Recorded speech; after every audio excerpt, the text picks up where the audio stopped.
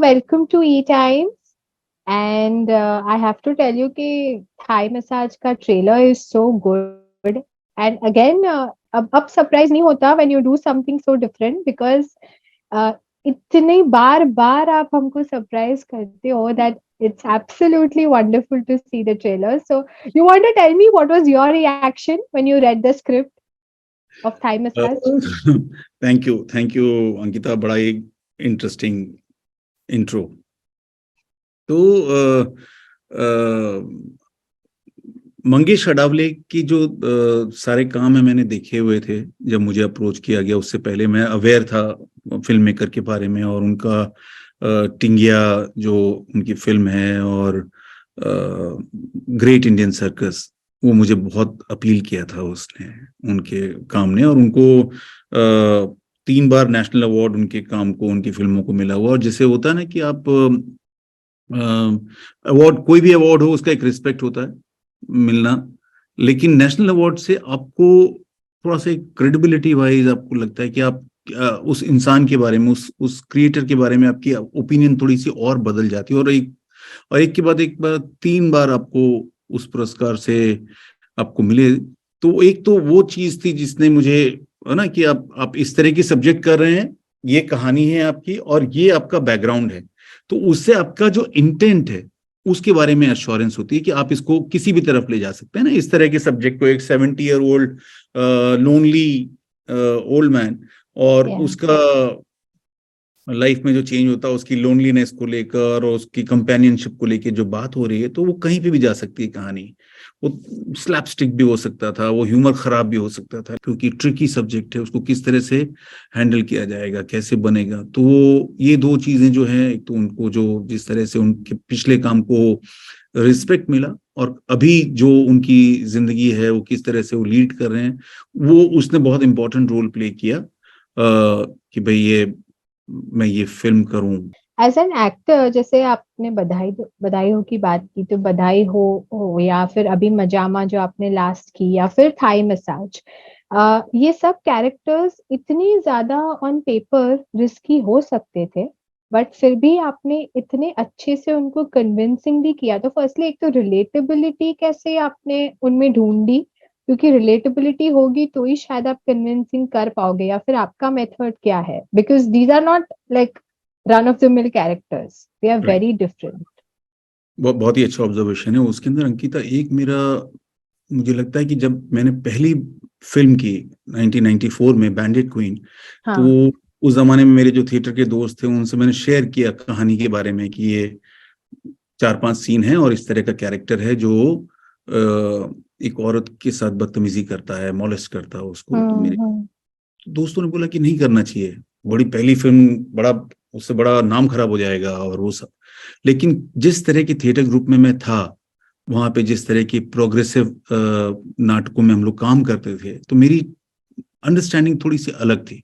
मुझे लगा कि नहीं, अगर मैं उसको सिंसियरिटी के साथ करूंगा, परफॉर्म करूंगा, तो लोग मेरे किरदार को, मेरे काम को अप्रिशिएट करेंगे, मुझे जज नहीं करेंगे। ये पता नहीं कहाँ से एक अंडरस्टैंडिंग थी। और उसके बाद भी अगर आप काम देखें, ब्लैक फ्राइडे, आमिर, या एक सीरीज आता था क्राइम बेस्ड केसेस पे, भंवर, तो उसके अंदर भी बहुत सारे किरदार किए मैंने जो कि थोड़ा सा नेगेटिव शेड के साथ होते। मतलब एक बार तो ऐसा, एक परसेप्शन आपके प्रति बदला है, that's why you are getting these new scripts now? कह सकते हैं, क्योंकि बधाइयों ने जो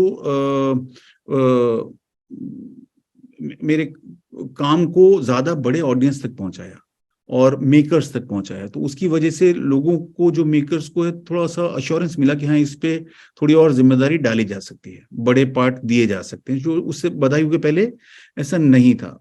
ऐसा लेकिन मुझे उसको लेकर कंप्लेन नहीं है, बिल्कुल भी कंप्लेन नहीं है, क्योंकि जब मिला तब सही। क्योंकि मेरे जैसे बहुत सैकड़ों लोग हैं, बहुत सारे एक्टर्स हैं जिनको अपॉर्चुनिटीज नहीं मिलते हैं। तो मुझे तो अपॉर्चुनिटी मिला, मैं लकी हूँ कि मुझे उस मुकाम पर अमित शर्मा ने मुझे पसंद किया, जंगली पिक्चर्स ने, टीम ने, उन्होंने मुझे बोला कि हाँ, ये इस एक्टर को इतना बड़ा रोल दिया जा सकता है। तो उसके बाद फिर शुभमंगल ज्यादा सावधान हुई धीरे धीरे करके, या मजामा आप कह सकते हैं कि शायद 10 साल पहले मैं इमेजिन भी नहीं कर सकता था कि मुझे माधुरी दीक्षित जी के साथ उनके हस्बैंड का रोल मिल सकता है जी किसी जी प्रोजेक्ट में। बहुत जी मुश्किल था, बहुत बहुत इम्पॉसिबल है, मैं सोच नहीं सकते थे ना।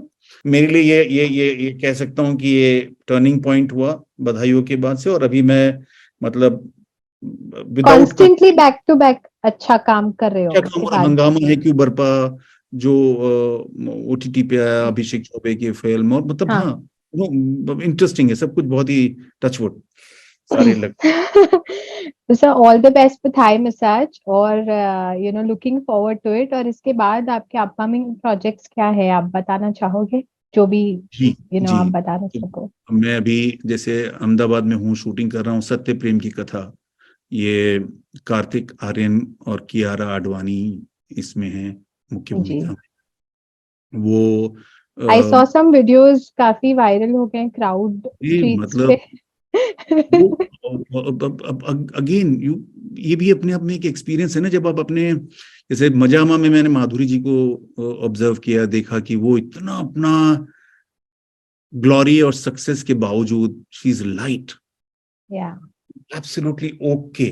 जब या हम सारे को एक्टर्स के साथ बैठती थी, बात करती थी, या प्रमोशन के दौरान भी जो हम लोगों ने इंटरेक्ट किया, तो वो मुझे उसकी बड़ी अच्छी मेमोरीज हैं। और यहाँ पर भी मैं देख रहा हूँ जैसे